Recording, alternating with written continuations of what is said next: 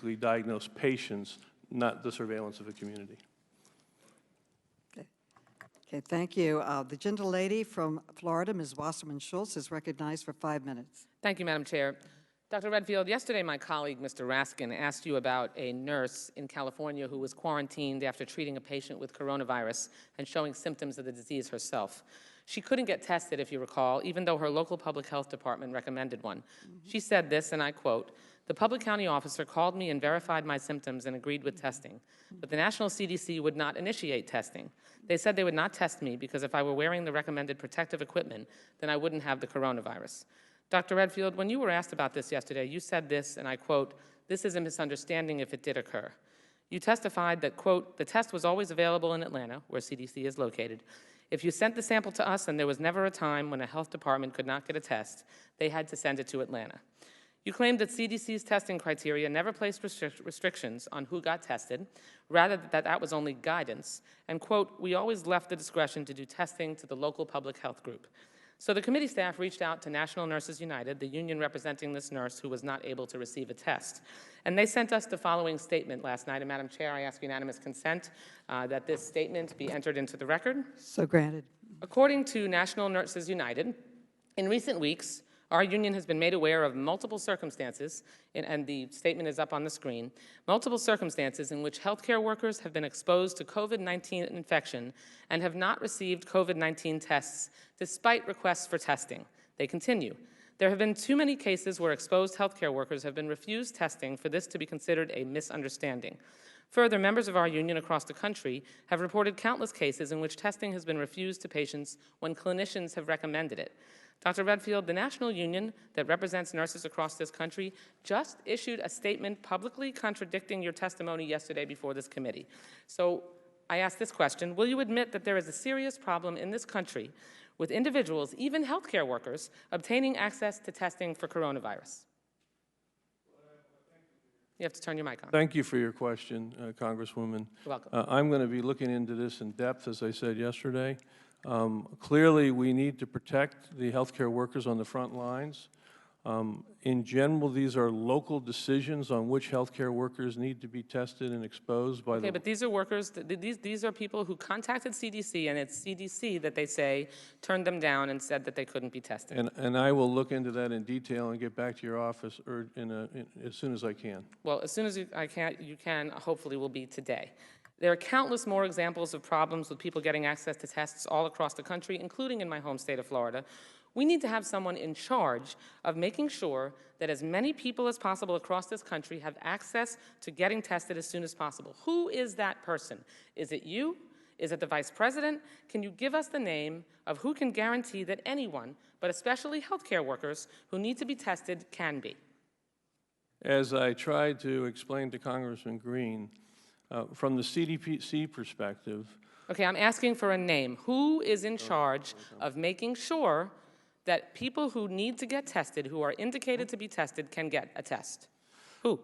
Yeah, I was trying to say that the responsibility that I have at CDC is make sure all the public health labs have it, and they can make the judgment on how they want to use it. But they're referencing people who have been advised to be tested to you, and they've been turned down. So is it you? As I said, I'm going to look into the specifics. I know that. So basically you're saying, reclaiming my time, basically you seem to be saying, because you can't name anyone specifically, that there's no one specifically in charge that we can count on to make sure that people who need to be tested, healthcare workers or anyone else, there's not one person that can ensure that these tests can be administered. Yes or no? My colleague is looking at me to answer. Here we go. Okay. All right. So, and I do have another question, so if we can kind of get so to very the meat of quickly, the question. the system is not really geared to what we need right now, what you are asking for. That is a failing. And a failing, yes. It is a failing. I mean, let's admit it. The fact is, the way the system was set up is that the public health component that Dr. Redfield was talking about was a system where you put it out there in the public and a physician asks for it and you get it. The idea of anybody getting it easily, the way people in other countries are doing it, we're not set up for that. Do I think we should be? Yes, but we're not. Okay, that's really disturbing, and I appreciate the information. Madam Chair, if I can just quickly ask my other question, which is the question I wanted to ask yesterday. We have four, in my home county, we have 4 positive Port Everglades workers who were tested positive for coronavirus. These employees, according to our State Department of Health, likely contracted the virus with interactions with infected passengers on ships that they were working at the time during their shift. Ships that held 6 to 8 ships that likely held upwards of 50,000 passengers. The people on these ships who were potentially exposed should have been notified so they could have taken swift steps to protect themselves and others. They deserve to know that they'd been exposed to someone with the virus. Yet when I asked our Department of Health what steps were being taken to determine who came in contact with these employees, when I asked the port, the cruise lines yesterday, the State Department of Health, the department was not forthcoming, didn't direct the cruise lines to notify the passengers. Instead of being forthcoming with me, the public and those passengers, I couldn't get a straight answer from the Department of Health, and they said that they were going by CDC guidelines. So, Mr. Redfield, Dr. Redfield, what are the CDC guidelines for notifying people who have potentially been exposed to a confirmed coronavirus case?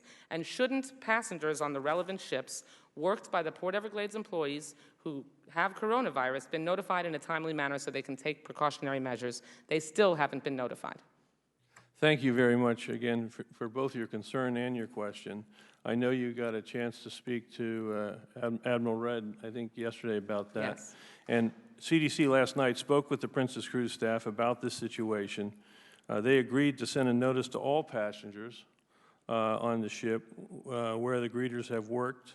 We're obviously in contact today with the Florida Health Department. We would concur that individuals that have been exposed, particularly in a cruise setting, should be notified. I think the controversy here, Congressman, is I think the state actually thinks they may have gotten infected in the community, but I think we should err on the side of concern and get these passengers notified. Respectfully, the State Department of Health specifically said in the epidemiological study that they did, they had not these employees had not traveled internationally, and they had not had contact in the community with anyone with coronavirus.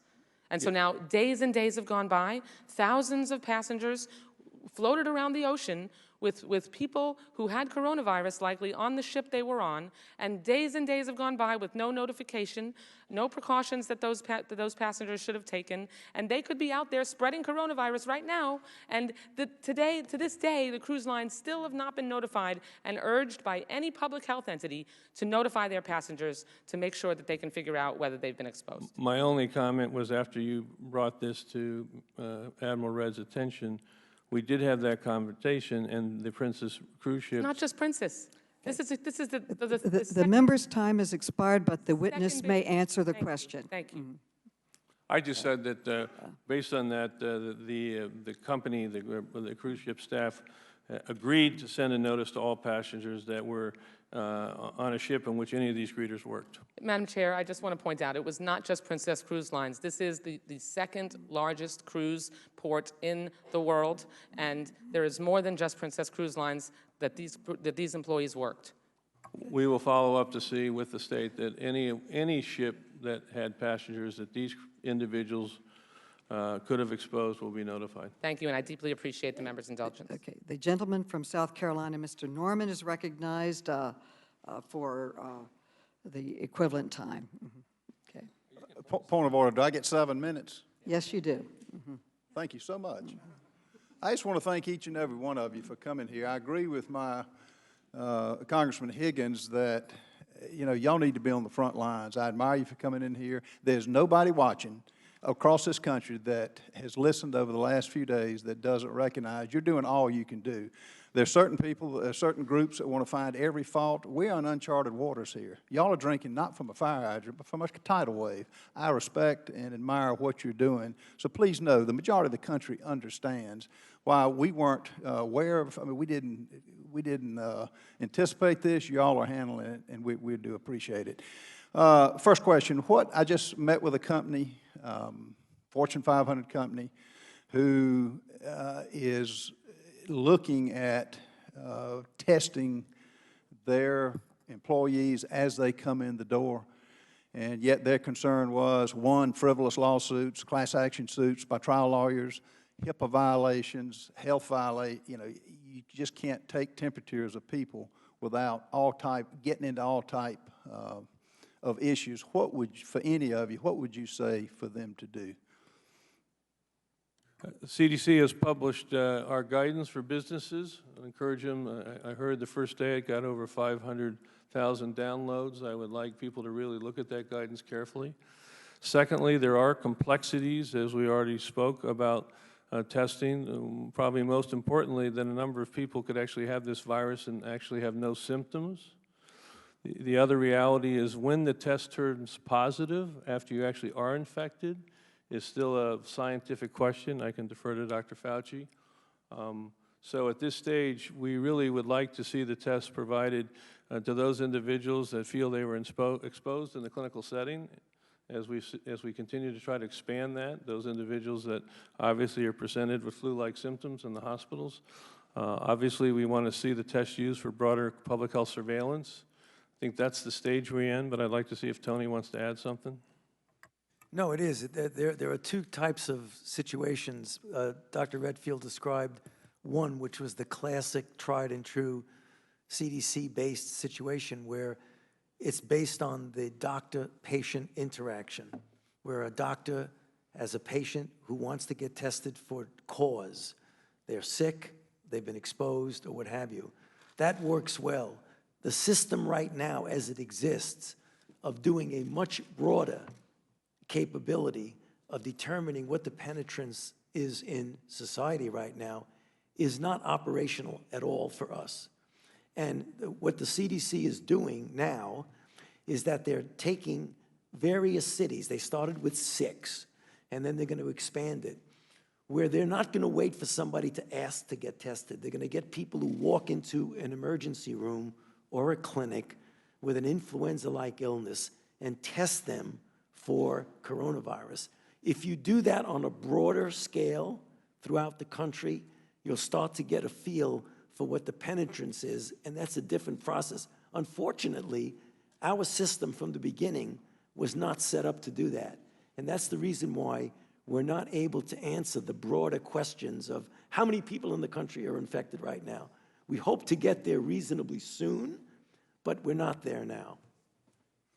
What is your opinion on the question I was asked by this employer? Do I take the risk of when you walk in that door, no symptoms, you just see what, whether it's a temperature or whether it's asking questions, they are petrified of the outcome if they do that. They're also petrified of somebody having the virus when they walk in the door and then being held liable if they infect. And this company has 500 employees. They do shifts, working 3 shifts. What's your advice?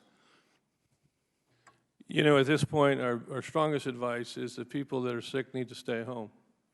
Those companies that are in areas where we're having significant cases, if they can, telework, we're recommending that. Those companies that are where with cases, we're asking for social distancing. We're not asking for everybody to come at the lunchtime and sit at the same table. We put out a series of guidelines, but what we're not advocating, and obviously individuals that just returned from Italy or France or Germany, we'd like them to stay home for 14 days. But we're not advocating the use of these tests in a broad way in the absence of a relationship with a physician or public health official to make that determination. Second question, we've got probably 80 people in this room. The questions that I'm getting asked, in this room today, what are the likelihood? I don't know who's got what in this room. Walk me through the likelihood of any one of us in this room getting the virus, assuming somebody here has the symptoms. Again, still the real risk in general right now, and this is why the President took the action he did last night, within the world now, over 70% of the new cases are linked to Europe. And in the United States, I think it was now 30 states in our country. 30 states or more were linked actually to cases of Europe. Europe is the new China, and that's why the President made those statements. Clearly, we can only continue to emphasize the basics that we've all said about washing your hands, obviously staying away from people who are sick, learning how to cough correctly, don't touch your face, although we all know it's very complicated. To try to not touch your face during the day. But I think it's really important that we also are moving quickly with broader mitigation strategies based on the virus, and Tony may want to add to this. So some of that is really encouraging social distancing in the workplace, really encouraging social distancing in restaurants, really encouraging social distancing at sporting events. So Tony, you want to add? Yeah. So, sir, it's a great question because you're right, everybody's asking it. And the issue is, in the spirit of staying ahead of the game, right now, we should be doing things that separate us as best as possible from people who might be infected. And there are ways to do that. You know, we use the word social distancing, but most people don't know what that means. For example, crowds. We just heard that they're going to limit access to the Capitol. That's a really, really good idea to do. I know you like to meet and press the flesh with your constituencies. Not now. I think you need to really cool it for a while, because we should be practicing mitigation even in areas that don't have a dramatic increase. I mean, everyone looks to Washington State, they look to California, they're having an obvious serious problem. But their problem now may be our problem tomorrow. So we've got to act like there's going to be a problem. And that means doing everything you possibly can to do the guidelines that the CDC puts up, which sound very simplistic, but they're really important. Common sense. Common sense, yes. Finally, I know when this first became public, I think this country had test kits out in an effort to find a vaccine to those willing, I guess, to be tested. Where are we on that? I want to just sort of stress the complexity of getting tests, as we've heard from a number of your colleagues, is not just about having the reagents that CDC originally made for a test. You obviously need that test kit, and we've put out in the public health system over 75,000, so the public health labs have that. But the public health labs actually have to have the people to do the test, and what is their capacity to do the test? They have to have the equipment to do the test, and what's the capacity of the equipment they have? They have to have some of the early reagents that they need, not to get too technical, but you got to extract nucleic acid in order for the test to go into our kit. So there's a whole system that we can see that there's different, limitations as we expand. CDC, I tried to explain why we use the system we did, which is a thermocycler system, which is not a system that you can do, tens of thousands of tests very easily. You're really limited, some labs between, say, 20, 50. CDC can do between 300 and 350 a day, okay?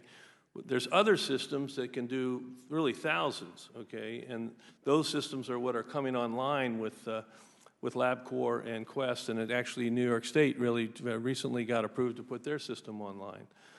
So I want people to sort of understand that, that whole scenario in terms of actually. And then, one of the great things about LabCorp and Quest coming in is they already have the distribution system, the collection system. So the more they get into the clinical marketplace, the faster the American public are going to get access to this. I just want to thank you, and Madam Chairman, I appreciate you letting me have 8 minutes. Thank you so much. Thank each one of you. You're getting some good questions and good answers. The gentleman from Vermont, Mr. Welsh, is recognized for 5 minutes. Thank you very much. The question for us now is, what can we do and how best do we do it? And if I understand, and this is directed to Dr. Fauci and Dr. Redfield, is that the two essential things are testing and the social distancing or quarantine or separation, keeping us apart from one another. Is that more or less correct? Yeah, I would put the social distancing and other issues of preventing infection ahead of the testing, but the testing is very important. And let me go on the testing, because I heard two different emphasis from each of you. Dr. Redfield, you were, as I understood it, focusing on the doctor-patient relationship and the doctor triggering the test in response to a request from a patient. Dr. Fauci, what I understood you to be saying is that surveillance testing is very useful, and we're seeing that with drive-through testing. Am I correct in describing a difference? Yeah, there is a difference, but we should be doing both. Well, that's what I'm saying then. Do you agree with that, Dr. Redfield? Yeah, CDC is, we have multiple surveillance systems for respiratory disease and flu. I think we have, multiple different systems we use along. We don't want to hear about that. We got to, No, but this is right now with this we're- virus. What we're should we moving- be having our states like Vermont be doing surveillance testing and figure out how to do that in the next question? What I was trying to say is we're now moving the COVID-19 into that system. We started with the 6, we're going to expand jurisdictions. We Right, put, so yes or no, should we, in addition Yes. to be doing Yes. the individual testing, the surveillance testing? we should be doing both. I agree with Okay, Dr. Fauci. so information, data is power, correct? It's critical, and that's what I've said, I think, at the last part of the hearing as now. You did. The system was geared for the individual doctor-patient. What we're Right. going through now transcends that. We need to do more than There's that. a public health issue. So a person who presents has got a problem, but it's a problem that unfortunately that individual is going to share with a lot of other folks. And Correct? Yes, and when that individual is confirmed, it triggers the public health response around that individual. Let me keep going, because one of the things we have to get here, all of us represent folks who are going to be getting sick. So this is not a red state, blue state type of deal. We're all in this together, and in fact, if we're not in it together, we'll all get sick together. So on this question of travel, which is one of the big issues, the president is banning travel from a number of European countries. Does it make sense to exclude a single country, Great Britain? Dr. Redfield? Is there a medical reason to do that? We were looking at the extent of new cases in different areas, and the reason that Schengen area, because there's no borders. I don't have that much time. Okay. I'll tell you, I'm mystified. If you have a number of European countries where there's a travel ban, I can accept that if that's a medical recommendation about how to combat this. But then you have one country that's singled out for exemption, even though the cases in that country are higher than a number of others. How does that medically make sense? I'll ask you, Dr. Fauci. Well, I'll do it quickly, hopefully. So when we were looking at the pure public health aspect of it, we found that 70% of the new infections were coming from, of the new infections in the world were coming from Europe, that cluster of countries. And of the 35 states, 30 out of 35 of them who were more recently getting infections were getting them from them. That was predominantly from Italy and from France and from Germany. Okay, thank you. So when did this, no, I mean, there is an answer to your question. Okay. So when the discussion was, why don't we just start off and say banned from Italy? We were told by the State Department and others that, in fact, you really can't do that because it's sort of like one country, the whole European thing. And the reason I believe that the UK was left out was because there is a difference between the ease of transportation between the European countries and the UK. That's Brexit. Thank you. But let me go on to my last question. My understanding is that the best preparation is advanced preparation. I mean, it turns out we don't have the tests that we need. There's a lot of confusion about it. If before this virus hit us, we had those tests in place, we had systems and backup plans in place, that's where you get the head start to keep that curve lower. I'm going to ask you, as Mr. Curry, as the head of GAO, was it helpful in our advanced preparation to have disbanded the National Security Team, Global Health Security and Biodefense Directorate? No, sir, I don't think it was. I mean, we and others have recommended for years that there has to be some sort of central coordinator above the departments and agencies, because the departments and agencies can't tell each other what to do. All right, I'm going to finish. That is one thing that is on the administration. I don't, Chip or Mr. Roy, I agree with you, but I say we ought to put that back in place. We got to be prepared in advance, and I hope we could work together to do that. I yield back. Gentleman, time's expired, and the gentleman from Texas, Mr. Roy, is recognized. I thank the gentlelady. If I might, reserving my time for a minute, I do want to make one observation that, first of all, I want to thank the chair I think it's important that the witnesses come back today. And I would respectfully disagree with my colleague from Louisiana. I think it's important that we hear this because you've got 435 members of Congress who importantly have to go home and explain to our constituents what's going on. So I think this is very important that we have this hearing and continue to have it, and thank the gentleman for being here to do that. And secondly, I would observe that when we have these 6- and 7-minute intervals, like Debbie, or the gentlelady from Florida, was able to explore the questions long enough to get responses and have a back and forth. And I think that's important. I think we ought to have that kind of a dialogue instead of we get in these short increments and we're firing away in order to get our camera time and ask our questions. So I appreciate having that flexibility. I think that's a good thing, is what I'm saying to the chair, and I appreciate it. Okay, thank you. So on my times, I would say, first of all, thank you to Dr. Cadlick, Dr. Ross. Thank you for your time yesterday. You addressed the issue that we were dealing with in San Antonio. I think that's a good example of how the administration can respond and deal with these kinds of issues, and I appreciate you doing that. We've resolved that. Thank you. Or at least I think we have. Secondly, our job as leaders is to present, in my view, calm, resolve, focus on the facts, and to go through this so that the American people know that we're on top of this. And I believe that we are on top of this, but we're trying to move forward positively. I think we know now, we need to minimize social engagement while importantly maintaining commercial activity. Our lives depend on vibrant commercial activity. So we have a responsibility to talk about this in a rational and sane way so that we maintain commerce, the very commerce that will save lives, the very commerce that will allow us to be able to produce wealth and opportunity and create jobs and be able to pay for things while having the kind of social distancing that the gentleman are referring to. We've got to come up with ways to do that. Last night I spoke on the phone with Dr. Shurin at the FDA and got some updates on some of the testing information because I wanted to talk to somebody at the FDA. And my understanding in response from them, and he's not here to testify, so I'd want to validate this, was that he talked about upwards of 2 million tests. Those aren't individual test kits, but the ability to test 2 million times. We're coming to availability this week, 3 million more in the next week, and that we've got a rather large and robust testing ability coming to market shortly, that we've got private enterprises producing these tests, we've got universities, state public officials that have the ability to test, and that we are now getting to the place of scalability to ramp up and have a fairly sizable large amount of testing ability in our robust federal system. Would you agree, Dr. Redfield, that that is the trajectory of where we're headed? Since March 2nd, I've been told, over 4 million tests now to have entered the market. But what I want to say, the test isn't the whole answer. Right.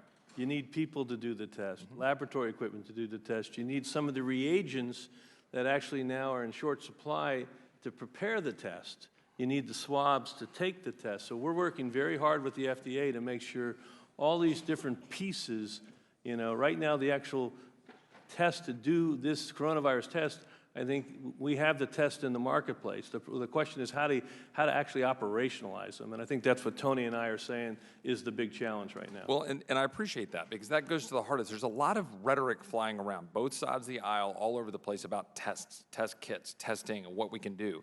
We have a significant amount of scalability in this country that we've got to leverage for our benefit, but also recognize we have 330 million people. That's compared to 50 million in South Korea. We have we have a federal system, we have states, we have to navigate through that, and we need to make sure that we have the right tests and that the tests are effective. There's some questions, as I talked last night, about whether the Korean test was as effective as we might prefer. There's some debate about that. So is that a fair statement about making sure that we're working through to make sure we've got the right tests while we're working to make sure we've got all of the materials? By the way, remembering that we've got supply chain issues we've got to deal with given the worldwide connection in the supply chain. Yeah, a critical regulatory role that the FDA really holds, which is important, that we have tests that actually work, and we actually can be assured of that. I can tell you that the tests that are currently being put out, both to the public health labs and by LabCorp and the private labs, they actually work. The challenge is really, and this is what I want to really emphasize, is we focus so much on the actual kit of the test. Right. We have to focus now on the whole system to get that testing really rolled out, both for surveillance, which is CDC's main job, and to clinical medicine. An assertion was made a little bit earlier, or a question was raised about who's in charge, right? One of the difficulties of a federal republic like ours, right, is that there isn't one person in charge of making all of this happen, right? But isn't that also, you know, some people might say that's a bug versus a feature. Some might argue that it's a feature with the 50 laboratories of democracy, with 50 states and universities and labs being able to produce different ways of coming up with testing and navigating this, and our markets being able to scale up and produce, that's something, again, keeping in mind that the American people are listening and that we're trying to explain how this system works, that there isn't a singular top-down approach in our country to doing this, but that is the same America that has, you know, stomped out Nazism, that has put a man on the moon, that has cured polio, that has gone through and done the things that were reacted to 9/11, built and rebuilt southern Manhattan, that this is the America that rises up to deal with these kind of solutions. And I think it's important that we talk about that in its complexity and its wholeness. I'd like to make one comment because Bob Cadlick's here, and he is in charge of our overall, what we call incidents management structure. Maybe he would like to comment. I appreciate that, Dr. Cadlick. Well, thank you, sir, and thank you, Dr. Redfield. Very simply, given the nature of our system, and particularly the federal government, where there are health components across the domain, Department of Defense, VA, Department of Homeland Security, the responsibilities fall to my position to basically manage and integrate and synchronize those efforts so we can kind of come with a unified response. Most importantly, to support state and local authorities in disasters. Thank you, Dr. Cadlick. Madam Chair, I appreciate it. Thank you. Thank you. The gentlewoman from Illinois, Ms. Kelly, is recognized. Thank you, Madam Chair, and thank all of you for being here. I know you've been working very hard, and I've seen you multiple times myself. I'm the chair of the Congressional Black Caucus Health Brain Trust, and also my district is urban, suburban, and rural. When I hear you talk about there's 30 states that have been affected so far, but within those states, do you see it more urban, or is it a mixture? And I know, and I'm talking about the people that have it by no obvious means, not the people that were in Italy and where they go back to live, but just the people that are getting it by not an obvious means. Yeah, just for clarification, when Tony and I were mentioning the 30 out of 35, it was really at a time for the analysis that comes from Europe. As of this morning now, we have 44 states and the District of Columbia that have reported at least one case. And I will say that I'm not going to comment in the distribution. I can get that exact information for you. But it is, we are seeing more and more jurisdictions report their initial case across the country now. I think this is one of the big reasons why the President made the decision. We need to use our efforts right now to really continue to try to contain this outbreak with the cases we have and let the public health system focus on that around those clusters, do aggressive mitigation. But if we continue to have individuals coming in that seed new communities all through the country, it will be very hard for us to get control of this. And that's why this is sort of an integrated, multi-layered public health approach right now. But don't underestimate the importance of our local public health system to do their public health job. It still is something we shouldn't give up on.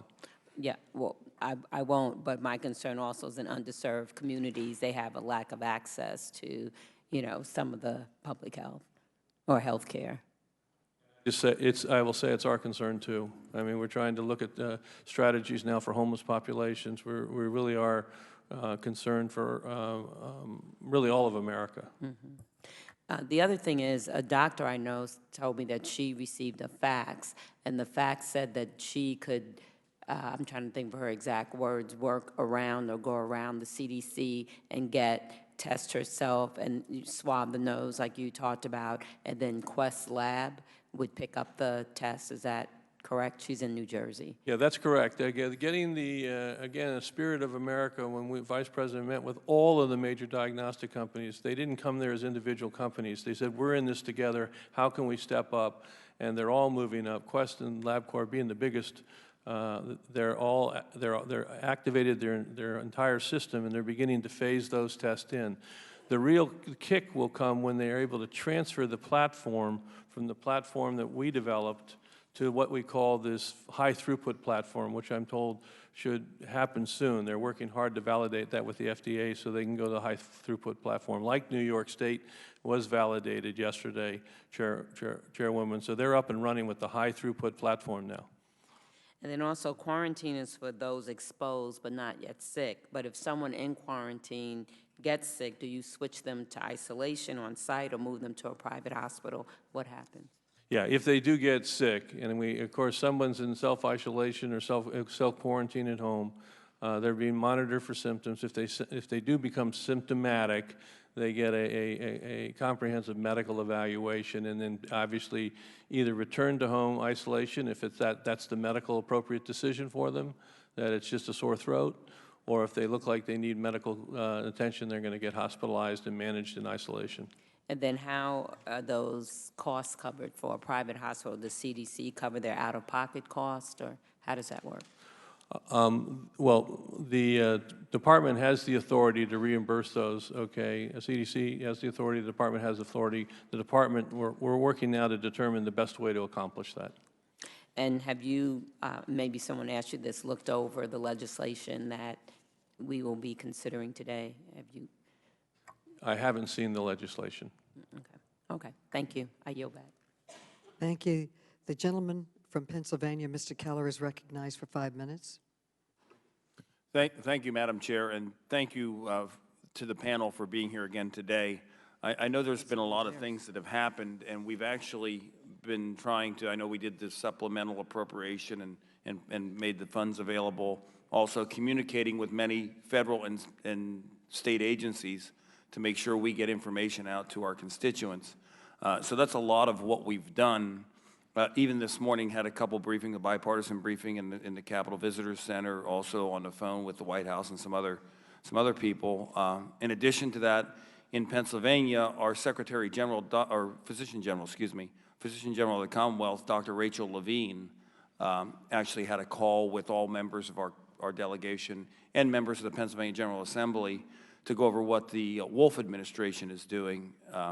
So there's been a lot of activity as far as what I've seen, trying to make sure people are informed. I know we talk about social distancing, so maybe I can just cover that because I know one of my colleagues had a question about that too. You mentioned social distancing, but what does that mean for, I know we talked about a lot of sporting events and schools, but are there any other private events where people might want to think about social distancing, and what might those places be? I'll have Tony add, but we're giving out guidance in terms of the size of events that should happen, you know, and really discouraging people from having large events. And now it's different in different communities by the kinetics of the outbreak right now. And we're looking at each community to develop it. That's why we put our matrix out there. Social distancing is we want people to stay 6 feet away or more. Okay. So if you can have an event and keep people outside and they can stand 10 feet away from each other, you know, that's how we refer to social distancing. But you see, we really are in a mode that this is time for big events like March Madness, big events like these big sports arena things to take a pause for the next 4 to 6 to 8 weeks while we see what happens with this outbreak in this nation. Okay, thank you. And again, I'm going to reference back what the Physician General had said so far, because I know there's been a lot of questions about testing. And Dr. Levine said, so far in Pennsylvania, in every case where a doctor deemed a COVID-19 test to be medically necessary, that test was performed. So that's according to Dr. Rachel Levine. She later went on to say that the state has the capacity to do the number of tests per day that they need to, or that they can do their capacity. And mentioned actually LabCorp and Quest Diagnostics are now able to provide the tests in Pennsylvania. And these companies will report any positive results to the state, and they will be made public. So it appears like Pennsylvania, you know, the 5th largest state by population in the nation, and the world's 18th largest economy has sort of figured this out. Because she goes on to say, we will meet the demand for testing, and we're following the guidelines to do that. So Pennsylvania is able to do that.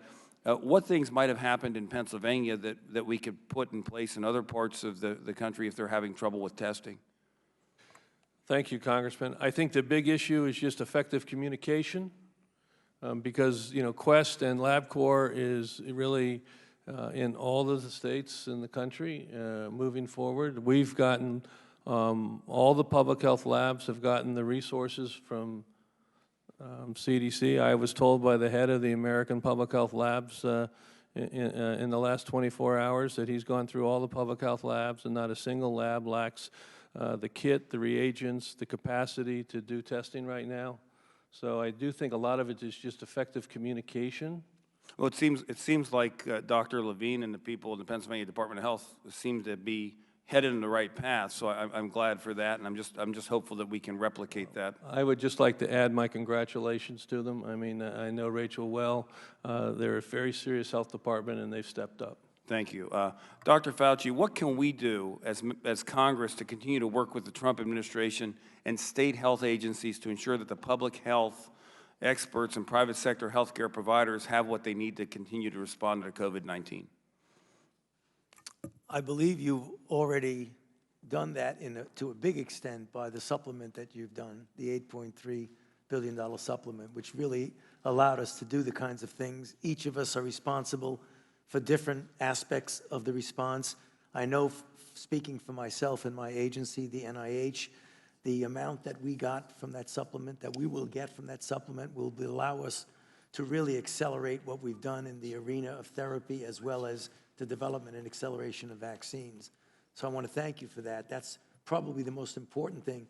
The other thing I think is important is what you're doing right now, to have the opportunity to come before you within reasonable, you don't want to come every day, but to come enough to be able to really get the American public to really hear from us, because this is an evolving situation. It's not static. It's not one-off and you're done. It's going to just evolve over the next several weeks. I just want to add one point. It's been so important. CDC just announced that we're going to award over $560 million to the front lines of this response. That's the local, state, and territory health departments. Thank you. Does the gentleman yield back? Yeah, yield back. Thank you. The gentlelady from the Virgin Islands, Ms. Plaskett, is recognized for 5 minutes, for such time as you may consume. No, well, let's not do that. I could talk for a long time. But thank you very much, Madam Chair. And I want to thank you, gentlemen. I was there at the briefing that you had this morning. I know that you went over to the Senate. You were here yesterday, and you've come back. And so your openness is really appreciated, and the information that you're sharing with us, that we will get out to the American people to try and make sure that the right information is there. One of the things that I just want to mention that I'm concerned about is, as we are doing this containment and we close schools, there is a digital divide in this country, where young people will have issues with keeping up with work. And some of the areas, the urban areas that my colleague, Ms. Kelly, was talking about, in the Virgin Islands, we have the highest broadband capacity in the United States outside of New York City, but the lowest rate of connectivity to homes. And so these are the things that I think we also need to be concerned about. We're looking at supporting economies, but just our children alone, as well as the issues of health and nutrition that I think many kids will face if they're restricted from going to school, when so many of them rely on school lunches and breakfasts for their nutrition. But I wanted to ask you about isolated areas like the Virgin Islands. We're concerned right now. We have an individual of interest that has been isolated, but like ourselves and Puerto Rico, like Puerto Rico is like us, we have not fully recovered from the hurricanes of 2017. We have 7 hospital beds available between the 2 hospitals for a population of over 100,000. That is very troublesome as to what's going to happen to us. So I'm glad that you said, Dr. Redfield, that you have the funds, you believe, in place now to do a response. Can you tell me, one, in terms of personnel, what, Dr. Cadlick, I think you would be the appropriate person, how do we get these out? How do you get your personnel out? Because along with a shortage of beds, we also have a shortage of personnel. Well, thank you, ma'am, for the question. I mean, there are 2 elements to our ability to respond to these kinds of scenarios, and one is through our National Disaster Medical Assistant Teams, or DMATs, and those are intermittent federal employees who work across the nation at some of the premier hospitals and medical institutions around the country, Mass General, Stanford, the like. And so obviously in a scenario when there's a potential event of this nature, where it can happen anywhere and everywhere in the country, we have to be very selective in how we do that. And we have been deploying those assets to respond to events. So that's one part of it. The other part of it is with the Public Health Commission Corps, who are a vital member of our, if you will, team. They belong to the Assistant Secretary for Health. There's several thousand of them. I think the intent of Admiral Giroir, though he's not here today, is to expand their expeditionary role to serve in these kinds of capacities. Today, as we speak in Seattle, in the nursing home that is being afflicted by the COVID virus, there are almost 24 Public Health Commission Corps officers that are working to assist healthcare workers there. So there now, are you assets. able to bring people to locations that are in need? And how do you prioritize what those locations are? Well, obviously, it's going to be based on the need and based on what the capabilities are domestically or in that area. So based on our conversation before this hearing, I've already contacted my principal deputy about your situation and our intent to find ways that we can augment or support what is needed for your constituents. Great. Ms. Plaskett, can I Yes, mention something really please, quick? Mr. Curry. Sorry, I can't help myself because I do work on disaster recovery, work with FEMA, and I've been to the Virgin Islands after Hurricane Irma. And I would suggest that you talk to FEMA as well, because they do have still an open disaster declaration on the island. I've been to the hospital in St. Croix. I know it's destroyed. I know they have a temporary hospital. So, Well, we don't have a temporary hospital as Not yet. It's been approved. right. 2 so years later. I suggest you contact FEMA because they have a lot of people on the ground there and in Sure. Puerto Rico, and check with them on what they can do under the umbrella of the current recovery. Just Sure. point I out. mean, I've found that FEMA has been great in disaster initial recovery, but the aftermath and rebuilding is a little slower. The fact that we still, 2 years later, do not have our mobile unit for a hospital shows that there are gaps in FEMA as well. So I do understand, there's a question of, should all of these kinds of things, is this a disaster, and should this be all within one umbrella, so that we're not talking to disparate agencies at the same time? But I agree with you, and I believe our governor is having that discussion. The other thing I wanted to bring up very quickly is cruise ships, and you talk about containment. We know that individuals coming off of a cruise ship cannot be tested immediately.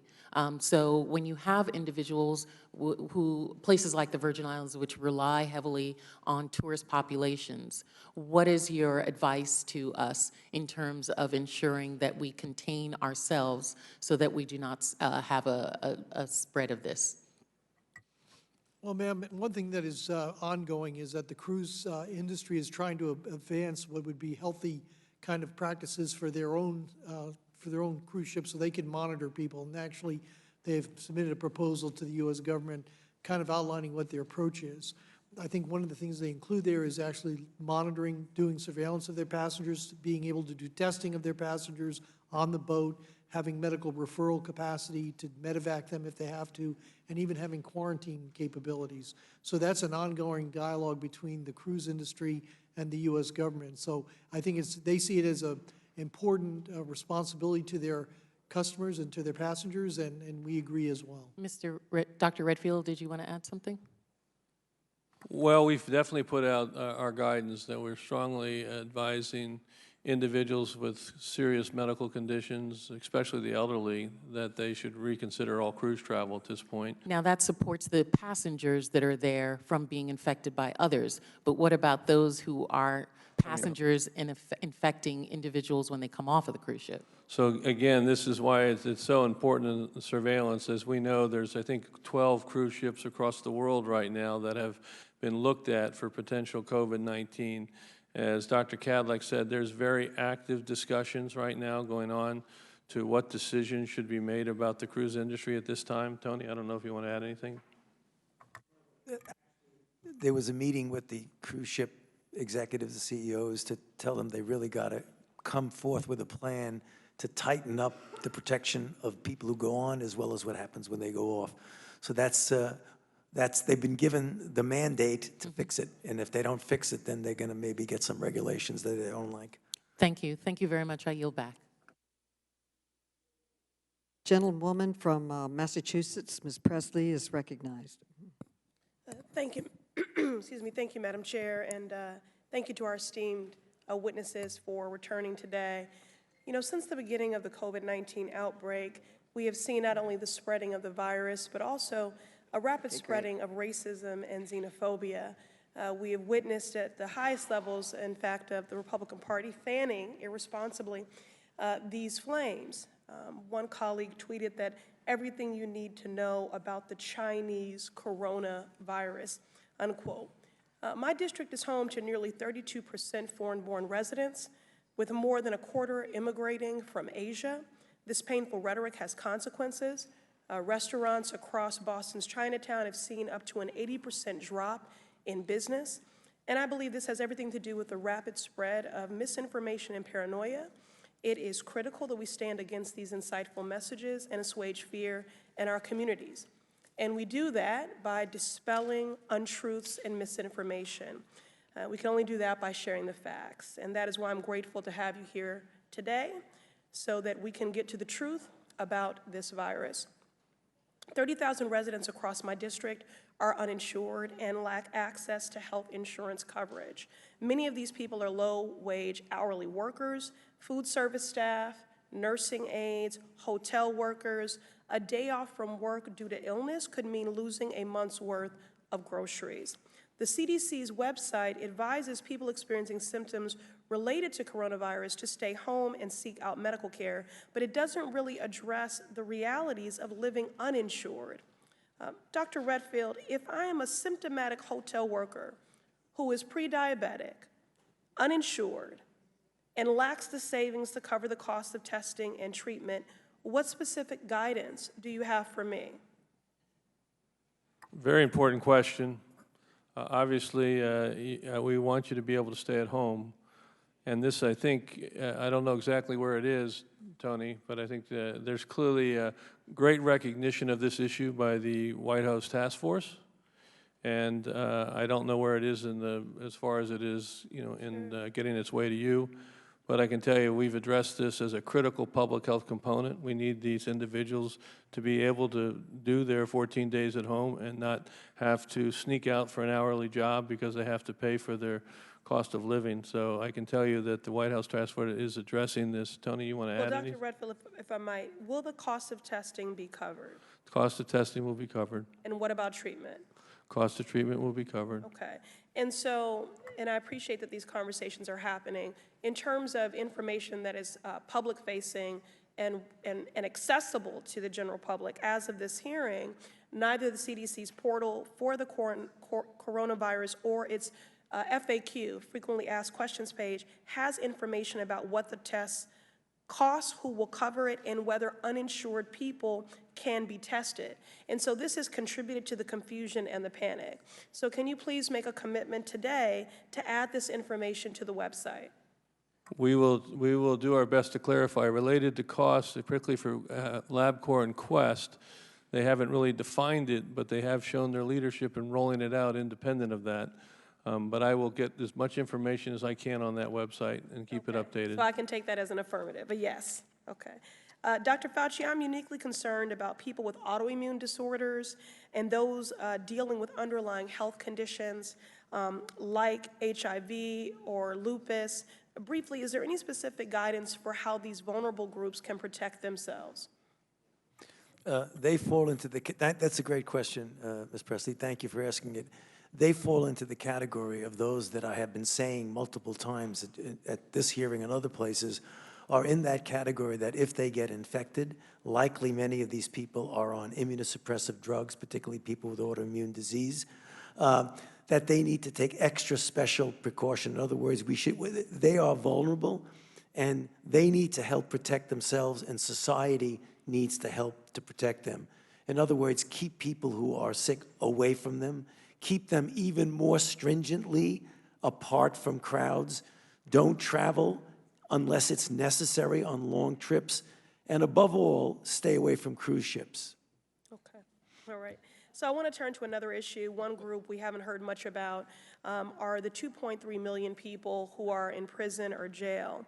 Mr. Redfield, about 10% of federally incarcerated people are over the age of 60. Many of these people have underlying health conditions, and based on your own criteria, are most at risk for severe complications due to infection from the coronavirus. These individuals often lack access to alcohol-based sanitizer, hand soap, warm water, and regular showers.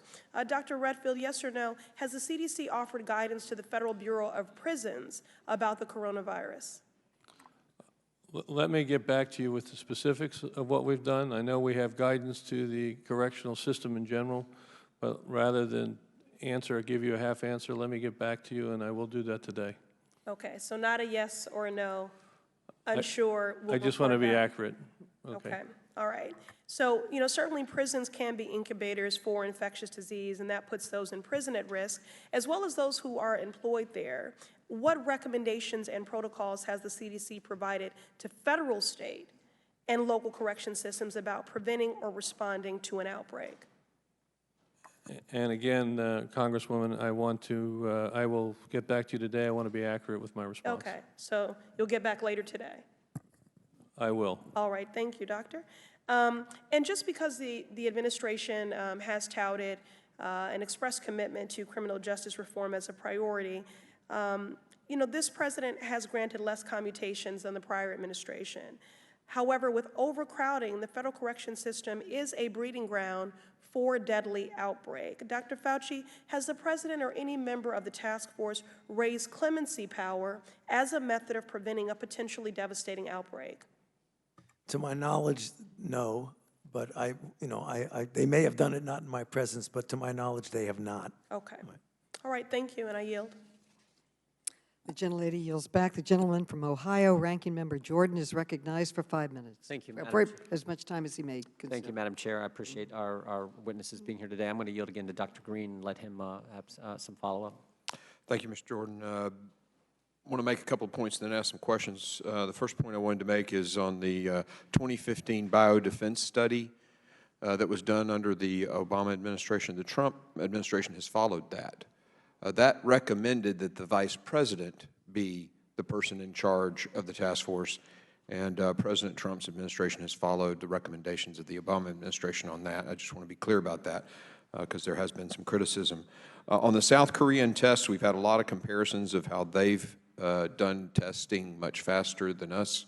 I have a letter from the FDA that says the South Korean test, I want to make sure this is on the record, the South Korean test is not adequate. A vendor wanted to purchase it and sell it and use it in the United States, and the FDA said, I'm sorry, we will not even do an emergency use authorization for that test. So I have that letter if anybody wants to see it. Dr. Rausch, I'd like to ask you a question about the DOD and their, as I understand it, they have assessed field hospital resources, they have their ICU beds or ventilators, you've got the count. Can you tell us a little bit about what the DOD is prepared for or has looked into should we exceed private hospital bed capacity?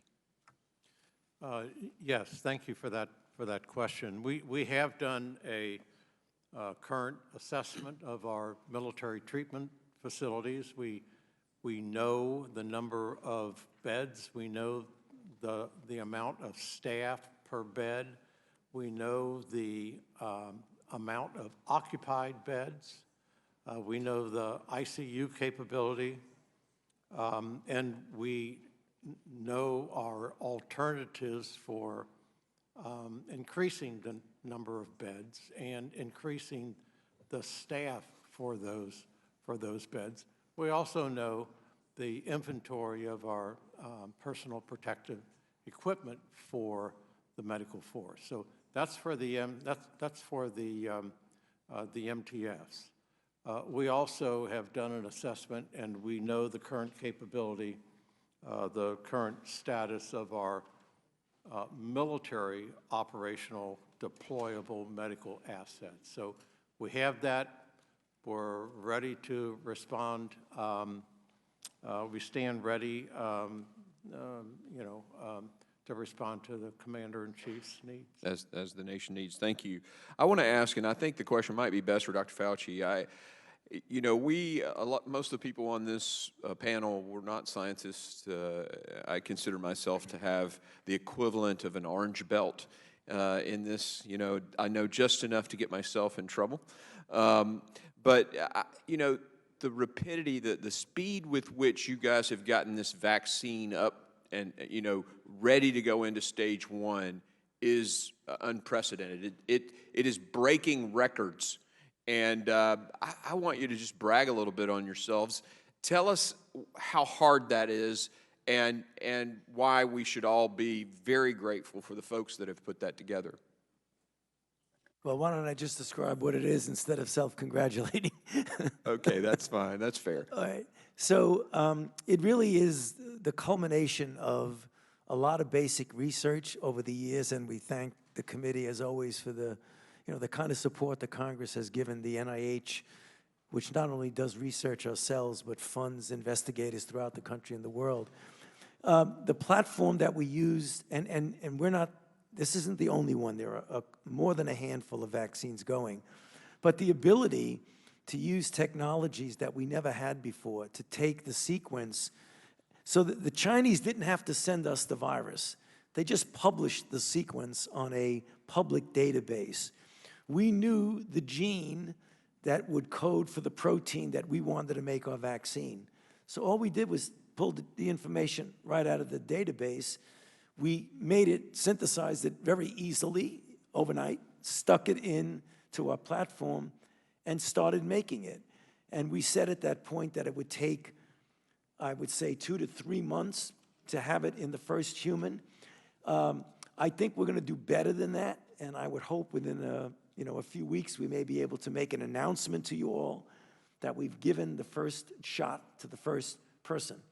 Having said that, I want to make sure people understand, and I say that over and over and over again, that doesn't mean we have a vaccine that we could use. Right. We mean it's record time to get it tested. It's going to take a year to a year and a half to really know if it works. Right. I really did want to be clear on that, too, and thank you. If I could ask or make one other quick statement, Madam Chairman, and I'll be very fast. You've got to be fast because we're being told that they have been, this is their third meeting of the day, and we have to go back to a strict 5 minutes because they have to leave soon. I'll be real quick. Over the weekend, the cruise ship, I had a constituent call. There were meds that she had run out of because the ship was still at sea. I called HHS. They found somebody at Coast Guard. They flew that woman's medications out to the ship. You guys are doing great work. Thank you very much.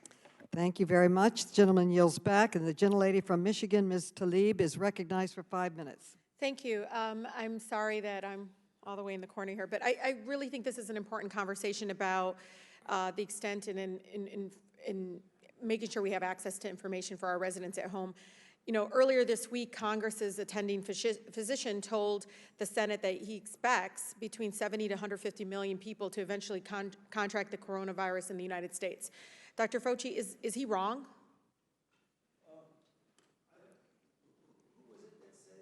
It's Congress's attending physician. Yeah.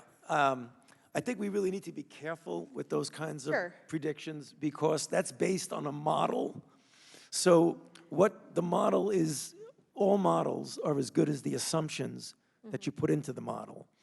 So if you say that this is going to be the likely percent of individuals. So what can we do to define it? Is it testing? No, it's unpredictable. So testing now is not going to tell you how many cases you're going to have. What will tell you what you're going to have will be how you respond to it with containment and mitigation. So I just want to make a point that I hope the public gets. When people do model, they say, this is the lower level, this is the higher level, and what the press picks up is the higher level. And they'll say you could have as many as. Remember, the model during the Ebola outbreak said you could have as many as 1 million. We didn't have 1 million. Okay. Oh, that's great. Okay, so I spoke to federally accredited clinics in my district, and one of the things that they are noticing is capacity regarding their frontline kind of healthcare workers. And various hospitals that rely on one hospital in my district relies on 1,000 Canadian nurses from Canada that come across. I think the total for the whole state of Michigan is 3,000. So they're very worried about borders being closed and not getting access to those really frontline communities that need help. I do want to air it for folks, and this could be a question to Dr. Kadlec. I'm really concerned about this because one of the federally accredited clinics said, you know, that is her biggest worry, is that folks are not going to be able to come back to work, and what are we doing to prepare those individuals? In the meantime, while you do this, I do want to just submit for the record, Congressional Doctor predicts 70 to 150 million U.S. article in the U.S. coronavirus cases. So, and this is important because I think we need to continue with the sense of urgency and not try, because the more we do that, I think the more importance that my colleagues understand the supplemental bill that now is being told to be held up for 2 weeks for help to communities like ours around the country is now being held up and politicized, when this is really, there is no R or D next to this coronavirus. It needs to be able to move forward so we can get virus. But Mr. Cadlick, can you answer the question? Because this is exactly what I heard from the hospital, 2 of the hospitals, and 2 of my federally accredited. Well, ma'am, two parts to deconstruct your question. One is about the question about whether or not border crossings would be inhibited, and I would have to refer to the Department of Homeland Security. But the other one, there are some work practices that have to be evaluated. There have been others who've questioned about whether or not the issues of furloughs are necessary for people who've been exposed or potentially at risk for coronavirus, and how that works. I mean, in the state of Washington, for example, there are healthcare workers who are actually working, they're coronavirus positive but asymptomatic, and they're continuing to work on coronavirus patients so that they don't pose a hazard to someone who's not ill with coronavirus. So there are some issues that have to be sorted out there, but I will have to go back and for your question about the border control issue, I would have to make that reference to DHS. Yeah, and I'll follow up as well. I mean, my last thing is, Dr. Redfield, you know, I think it's really important for this body, and I think both of my colleagues on both sides of the aisle would want you to commit to providing the committee the current plan of how many tests that you can produce right now, what the plan is, whether they're expected to be ready, and how many people they will cover. And I don't know if you can do that and make sure you work with our chairwoman in getting that information to us by the end of this week. I can tell you that we are trying to stand up a national reporting mechanism that's going to put not just the CDC test, not just the public health lab test, but the LabCorp test, the LabQuest test, and the individual hospital labs, so that we can have a single site where people can see how many tests have been done, how many tests are positive.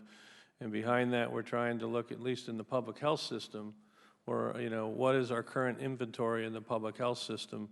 And I can obviously relate that to my colleagues to see if there's a way for us to do that in the clinical system. But Yeah, we will have a, yeah. we have it now, but it's incomplete because the states, truthfully, lag in their reporting because they're actually trying to do. Yeah, I don't know if that's a yes or no, but get us the plan, that would be great. I think one of the things too is, you know, I caution us because we're also worried about the commercialized economy stopping, but we shouldn't be risking our lives for corporate greed.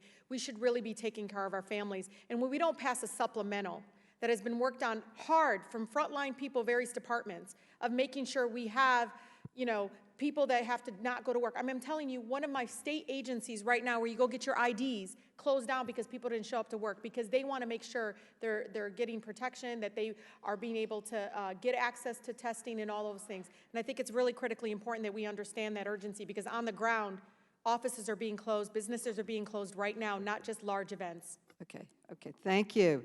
The gentle lady from California, Ms. Porter, is recognized for 5 minutes. Dr. Cadlick, for someone without insurance, do you know the out-of-pocket cost of a complete blood count test? No, ma'am, not immediately. Do you have a ballpark? With a copay, ma'am?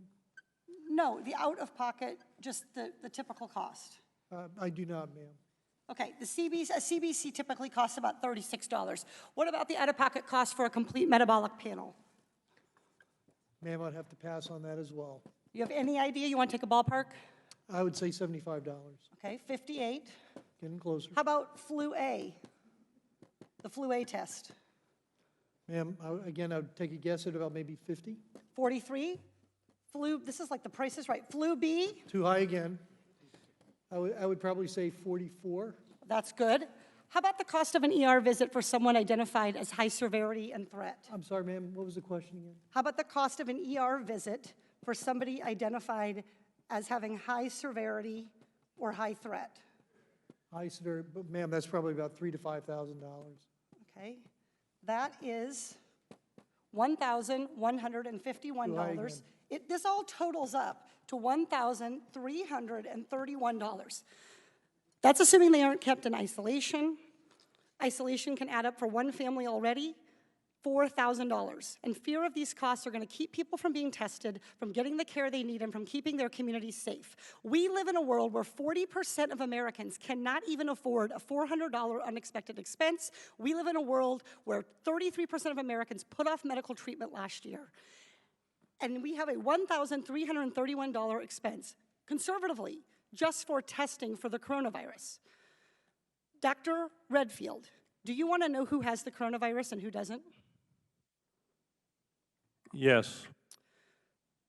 Not just rich people, but everybody who might have the virus? All of America.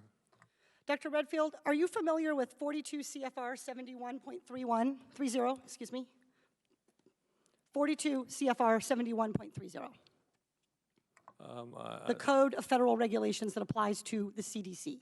42 CFR 71.30.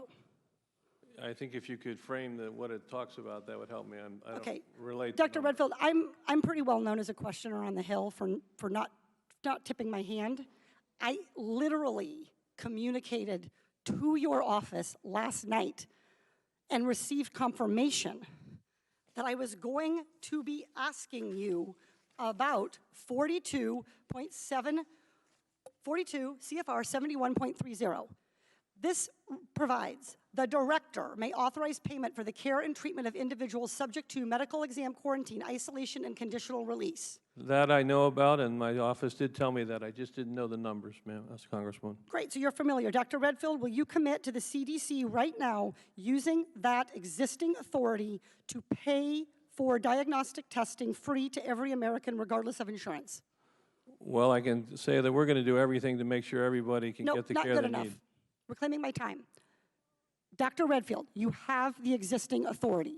Will you commit right now to using the authority that you have vested in you under law that provides in a public health emergency for testing, treatment, exam, isolation without cost, yes or no?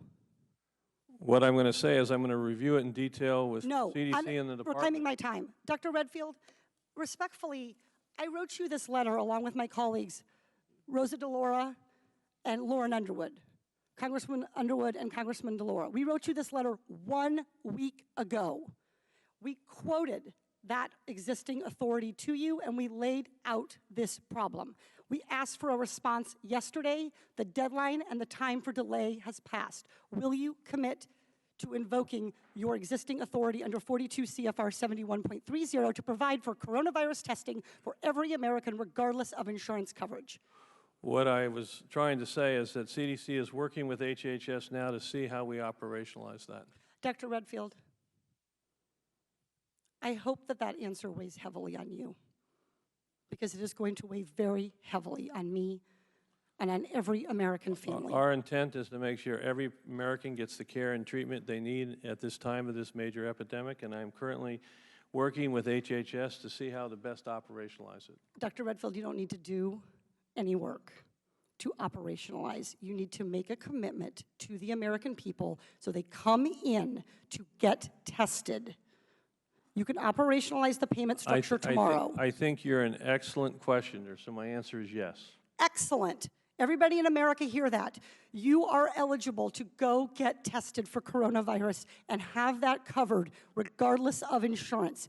Please, if you believe you have the illness, follow precautions. Call first. Do everything the CDC and Dr. Fauci, God bless you, for guiding Americans in this time.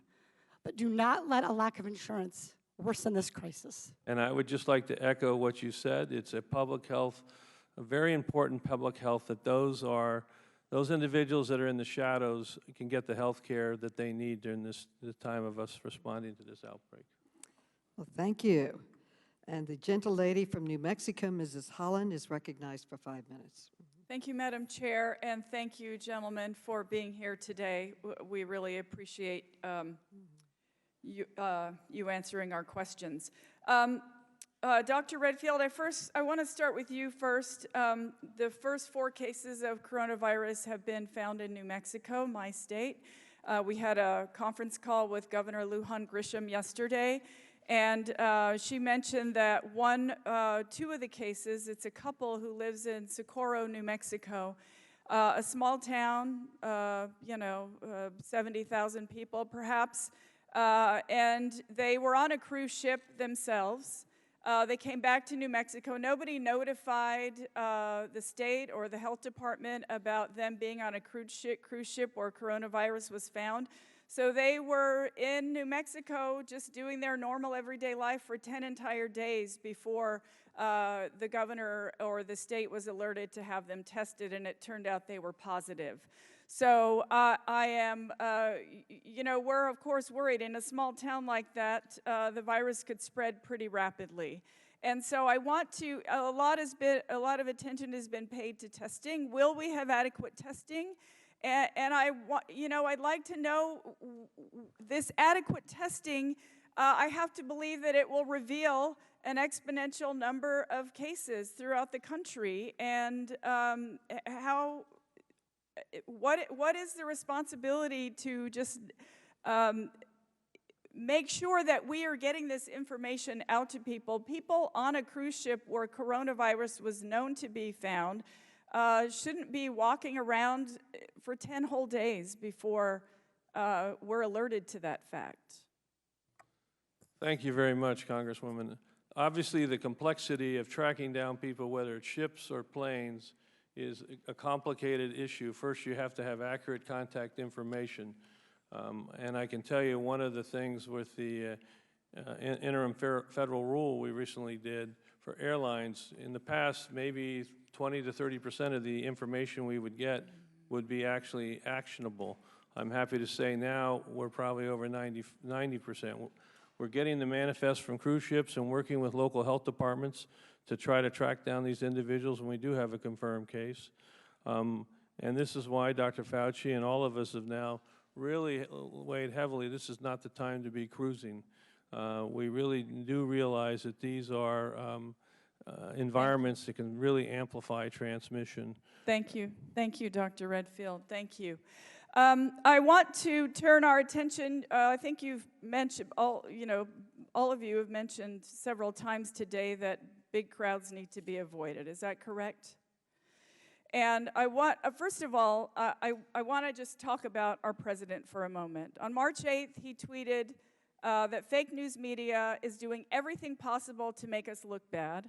On February 28th, he called the coronavirus a Democratic hoax in front of a huge rally, which was on national TV.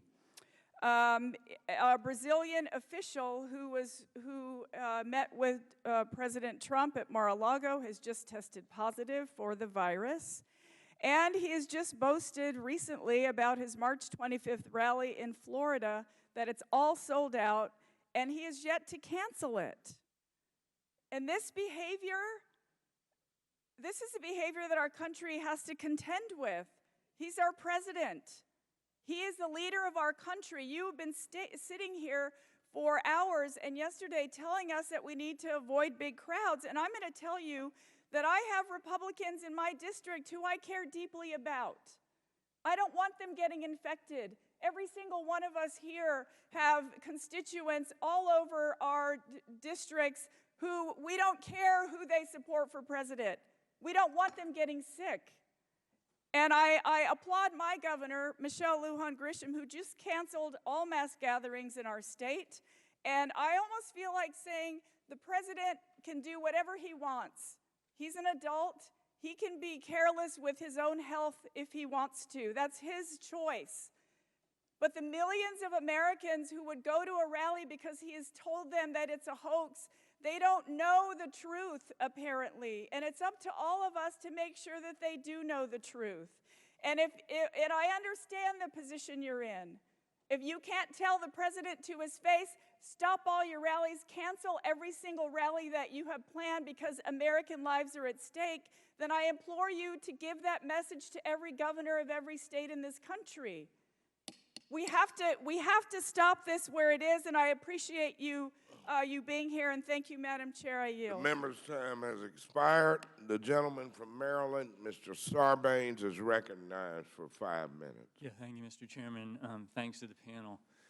Dr. Fauci, I've been trying to sort of distill the testing issue against the backdrop of moving from containment to mitigation. And in my mind, and I'd like you to maybe just comment on it very briefly, our failure to get the testing done early, in effect, means we missed the containment window and now have to move rapidly to the mitigation stage of this thing. In other words, you've kind of been intimating, don't wait for the surveillance testing, don't wait for the person-to-person testing to make a judgment about what we have to do. We are past containment, well past it. There might have been a moment when we could have had an effective strategy around there if the testing had been deployed better. But we now got to go straight to mitigation in anticipation of the fact that whatever testing will now happen will show us that community spread has been happening for weeks and so forth. Is that a fair characterization? With all due respect, sir, it's not totally fair. And let me very briefly try and integrate what you said, part of which was true, but part of which I think is maybe a little misleading. First of all, clearly, we've said many times, and I've said publicly, we had a problem with the testing, and if we needed the kind of surveillance, we're not there yet. I don't think you could draw a direct line to that lack of having it in the beginning to the fact that we're now doing mitigation. Number two, you don't necessarily give up containment when you go to mitigation. You can do some containment at the same time you're doing mitigation. But I would emphasize, and I'm glad you're giving me the opportunity to state it yet again, because you could never state it too much, is that right now, all of us, regardless of what testing is going on, need to be doing the kind of distancing, avoiding crowds, teleworking where possible. I said it many times, and I'll say it again. This is not business as usual. If you live in a state or a region where there are just a few or no cases, it doesn't matter. You really need to do the Let me ask you, thank you, that's a very good clarification. Let me ask you a science question, just so I understand. If somebody got the virus 3-4 weeks ago, just thought they had the flu or a bad cold or something, recovered from it, they're now essentially immune from getting the virus again, is that correct? We haven't formally proved it, but it is strongly likely that that's the case. Okay. Because if this acts like any other virus, once you recover, you won't get reinfected. And if they then came down with another cold, not related coronavirus, thought maybe it was coronavirus, got tested, would that test show that they had gotten the coronavirus or not? If you do an antibody test, if you wait weeks and months after you've recovered, the antibody test will tell you whether that person was formerly infected with coronavirus. Okay. Following up on that, if somebody has the immunity and in that sense is not a carrier, they could still transmit, right, if they were in a space where they got the virus somehow on their skin or something else, so they could still put someone else at risk, even though in their mind they're thinking, I'm now immune and therefore I'm safe to move around in a sense. Is that true? No. Absolutely not. Thank you for asking the question. So let's say I get infected, and whether I get sick or not, I clear the infection from my body. I do 2 tests 24 hours apart, which is the standard to say I'm no longer infected. A month and a half from now, you do an antibody test, and that test is positive. I am not transmitting to anybody because my body has already cleared the virus. So even though my antibody test says you were infected a month or 2 ago, right now, if there's no virus in me, I am not going to be able to transmit it to anyone. I'm asking a slightly different question. I'm going to run out of time, so I'll come down maybe, or I'll ask you offline so I understand that better. I did in the last 25 seconds here, though, just want to say that I'd like to follow up Dr. Kadlec, I believe, in terms of the federal government's plans around telework, because obviously that's going to be critical in terms of continuity of operations. A lot of folks are already doing that on a discretionary basis, but I'm going to be interested in what the agency-wide response is there. I do have something I'd like to enter into the record, Madam Chair, which is testimony from AFGE, in part relating to the importance of telework and what they would like to see in that space, and I'd ask unanimous consent to submit that for the record. Thank you.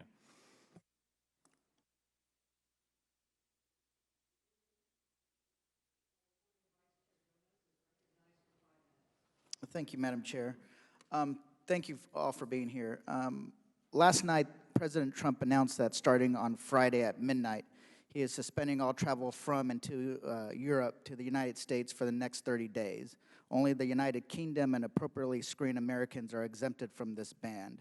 The CDC previously recommended that all Americans avoid travel to China, Iran, South Korea, and Italy. It has recommended that older adults or those with chronic medical conditions postpone travel to Japan. Dr. Fauci, will a travel ban like this have significant impact on reducing the community spread of the coronavirus? That is, cases that are already in the United States.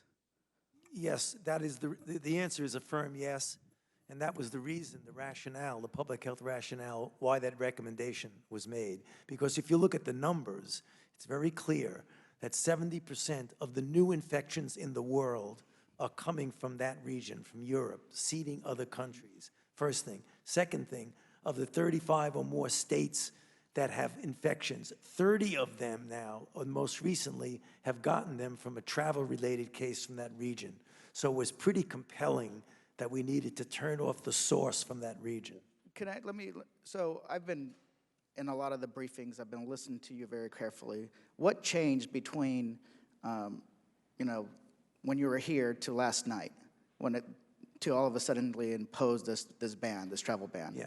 Well, we, as you probably know, as I mentioned, we meet physically once a day, every day, conference calls and telephone calls during the day between briefings. And what happens is that things evolve as you see the cases. And when you look at the data, all of a sudden we had China being the seed.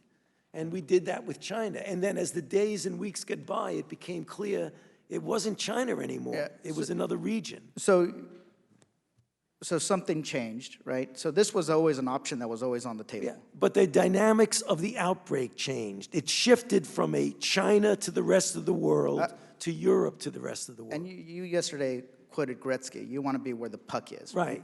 Not where it's at, where the puck is going to be. Yes, indeed. Do you expect that the administration will issue additional travel restrictions in the future?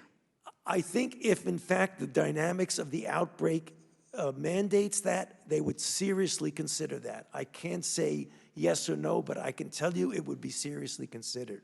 Okay. Dr. Redfield, what other countries is the CDC watching for similar recommendations? Well, as Dr. Fauci said, clearly it was Korea and Italy and Iran that really became our next epicenters. Unfortunately, because of Italy spread to the region, now we really have a major regional outbreak now in Europe. We are continuing to watch the whole world. At this point in time, it really is Iran, Korea, and the mainland Europe that are the epicenters right now. And with Europe driving the global outbreak for sure for the last couple days. Okay. One of the things that has been expressed is that the president also warned older Americans to avoid non-essential travel to crowded places. CDC has recommended the vulnerable individuals avoid travel to, such as long plane rides and in particular avoid cruises. I know that this means older adults with chronic health conditions. What is older adults? How do you define that? I mean, it's not a loaded question. The reason I laugh, my standard answer is anybody older than me, but that's not a good answer. Being here in Congress, I'm 60, considered young, and I'm 45 45, so what does that tell you? That's the general. Yeah. But I think... What's the age? Generally, people refer to it as 60, 65 years old, as elderly. However, the thing we need to point out that's important is that there's numerical age and there's physiological age. There's a great deal of variability in the vulnerability of a person based purely on their age. You could have a 75-year-old person who's vigorous and has a really robust immune system. You could have somebody that's 60, 65, not nearly good. It isn't linear based on just your age. The reason why we're asking these questions is that the constituents really want specifics, right? Like if I'm above 60 and I'm a marathon, I'm 60 and I'm out of shape, then maybe I shouldn't be traveling. If I'm 70 or older and I'm a marathoner and I do X, Y, and Z and everything looks great, then it might not be as severe, correct? Yeah, I was just going to say this is driven by the mortality of this infection.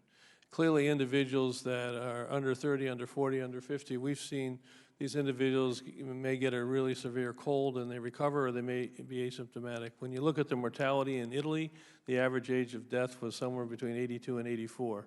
When you look at the overall mortality that we're seeing across China and everything, it's really in the 70s. So we're really trying to get the most vulnerable out of an environment where they may catch this virus. The member's time has expired.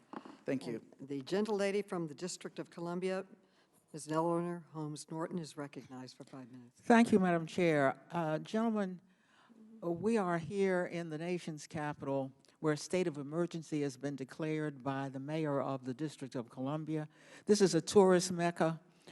Millions come from all over the world and all over the country. I'm concerned about our healthcare providers and our first responders. Social distancing is not really an option for them.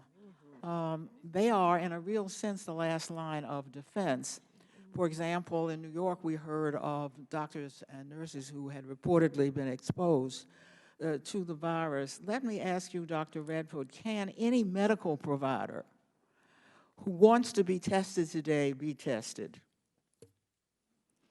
Again, I think that would be a decision that the hospital would make and the individual's physician. But your point, the importance of protecting our providers with the proper infection control procedures is critical. We put out guidance, and we need to continue to do that. So there needs to be some prioritization of who, obviously people who've been exposed, but we get beyond that. People who expose themselves, it seems to me, ought to be given first priority. Mr. Caddock, let me ask what HHS is advising providers to do to ensure that there is not a shortage of medical staff. Yes, ma'am, and I think that's a critical issue here in terms of evaluating not only the personal protective posture of physicians who are managing patients with this particular virus, but also those that are working in emergency rooms and in other areas where there's a risk they could be exposed in that setting. A couple areas that are being considered are what are the particular work-related rules as it would require people to be furloughed from work if they were exposed. There was a question earlier about someone being in appropriate protective posture, exposed, and then there was a question whether they would be furloughed. And again, it gets back to your possible question of testing. If that's an appropriate intermediate means to keep a healthcare worker on the job in lieu of that kind of absence or excuse from work. We woke this morning to find that the World Health Organization had officially declared this to be a pandemic. I'm worried about personal protective equipment. I guess I should ask you, Dr. Cadillac, will shortages of personal protective equipment like face masks and gloves, et cetera, hamper public health response? What priority is given to who gets this vital equipment? Well, ma'am, that's a great question because, quite frankly, there is a potential risk. Much of what we get is sourced from overseas. We're working actively with manufacturers and distributors to make sure two things happen. One is that supply chains are uninterrupted. The second thing is allocations go preferentially to healthcare workers over others. Well, is the Health and Human Services Department taking any steps here in the United States to boost production? Yes, ma'am. Of these supplies, yes, so that people are, I mean, are yes, these, who is manufacturing these supplies? Is that continuing? Yes, we are, and basically we have released a request for proposals for 500 million N95 masks to boost production.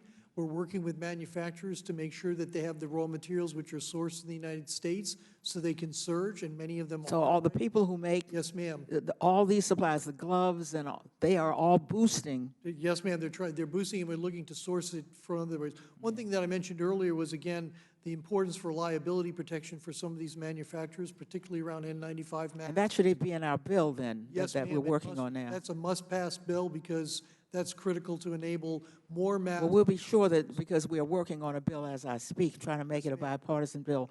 Finally, let me ask you about Italy, because Italy is the worst case scenario, and it can educate us.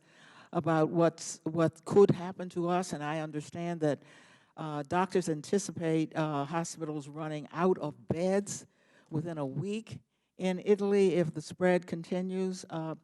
If the rates continue here, or let me ask you, are we doing anything to keep the United States from running out of beds? For example, in Washington State. Yes, ma'am. In fact, we're doing a couple things there, and the state is working with HHS and doing things on their own, but they're using alternate care facilities to offload some of the people who are mildly ill and putting them in settings that segregate them from regular hospitals, so it won't. And in what kind of facilities? Motels, for example. And the same thing is happening in the state of California. HHS is working with the state there to basically identify alternate care facilities for low acuity patients. The one thing that is a concern is whether or not high acuity beds, intensive care beds, could be at risk, and we're monitoring that very carefully. And again, looking for alternative solutions that we could use to make sure that we can take care of anyone who has this virus, but more importantly, take care of people who don't have the virus, but who have other medical needs. Gentlelady's time has expired, and the gentleman from Missouri, Mr. Clay, is our last member to question today. Thank you, Madam Chair, for this hearing, and yes, I'm batting cleanup. So I'd like to ask about a story that broke yesterday. According to Reuters, since mid-January, the NSC has ordered HHS to classify top-level discussions related to the coronavirus. The topics of these discussions have reportedly included, and I quote, the scope of infections, quarantines, and travel restrictions. Dr. Kedlick, is it true that HHS has been holding classified coronavirus? So we're holding them in a classified room, but the nature and the content of those conversations are not classified.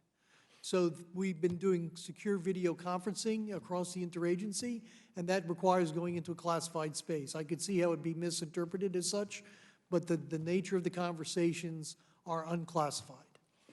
And so how many meetings since mid-January have been held in the So scale? too numerous to count, honestly. Too numerous. I mean, we're meeting several times a day, if not more, at different levels of the organization to basically address critical questions as it relates to the safety and health of Americans, the adequacy of supplies, the adequacy of our healthcare system. Yeah, but it's my understanding that some officials are left out because they don't have the correct level of security clearance. Sir, that is an administrative challenge sometimes because these secure places are administered by classification rules that have nothing to do with the content of the conversation, but just the physical access to the place. Yeah. So these individuals have to be escorted in, and again, the nature of the conversations have to remain unclassified in those settings, and they are unclassified by the virtue of the content.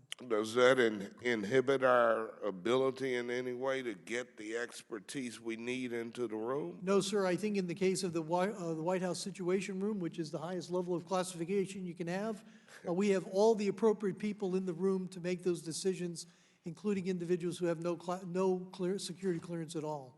According to one official, because these meetings have been held in a skip, critical government experts have been excluded in these discussions, and this practice, quote, seemed to be a tool for the White House, for the NSC to keep participation in these meetings low.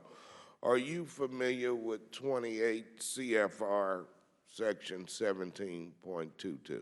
Well, sir, I'd have to, sir, if you hum a few bars, I could probably guess it, but I worked on the Senate Intelligence Committee, and I have to admit, I believe it's related to the security practices in these low. Here's what the section describes as information shall not be classified in order to conceal inefficiency, violations of law, or administrative error to prevent embarrassment to a person, organization, or agency, to restrain competition, or to prevent or delay release of information that does not require protection in the interest of national security. Information that has been declassified and released to the public under proper authority may not be reclassified. Do you know that We've discussed at length today the need for our government agencies to be transparent with the American people, and they deserve answers to be able to protect themselves and their families from this pandemic. Is the information being discussed in these meetings all actually classified under the definition of classified security information? Sir, they are totally unclassified, and I think it's been the intent of Secretary Azar and our department to be radically transparent, to make sure that anything that we can share, and I'll look to my colleagues on the right of me, Dr. Fauci and Dr. Redfield, who've been participants, to offer their observations as well. Go ahead, Dr. I totally agree with Dr. Kadlec. There really is no functional classification. It's merely an access thing. And the people that we need are in there, and there's nothing that we say in there that we're afraid to say to you right here. Okay, and so you would be willing to share that information with us? We have been. In fact, all the questions we've asked are reflective of what's gone on in that room. Well, and I appreciate that, appreciate your openness and transparency, and I look forward to working together to resolve the issues that we face as a nation. And with that, I yield back, Madam Chair. Gentleman yields back. And I just want to thank all of you for testifying. Would you like to make a statement, Mr. Redfield? Chairwoman, Dr. Redfield. That's all right. I'd like to just to make two clarifications, one of which I did yesterday and one of which I did today, if I could have a second to do that. Absolutely. So yesterday, I want to clarify that when I was asked about manufacturing of the test, the original test, I just want to clarify that CDC did manufacture the original CDC test that we used at CDC, and we also manufactured the initial test we sent out to states. It's an IDT manufactured the kits after that. So I just want to get that on the record. Secondly, in my comments today, I wanted just to clarify that we're currently examining all avenues to try to ensure that uninsureds have access to testing and treatment. And we're encouraging the use of the federally qualified health centers that can do this at reduced or free. And we will continue to update both the Congress and the public on all available resources for this population. Thank you for clarifying that. Yes. Madam Chairman, I do have one errata from yesterday. I misspoke. When talking about BARDA, I mentioned they had 53 FDA approvals. I was incorrect. It's actually 54. Well, that's very accurate. Would anyone else like to make a statement?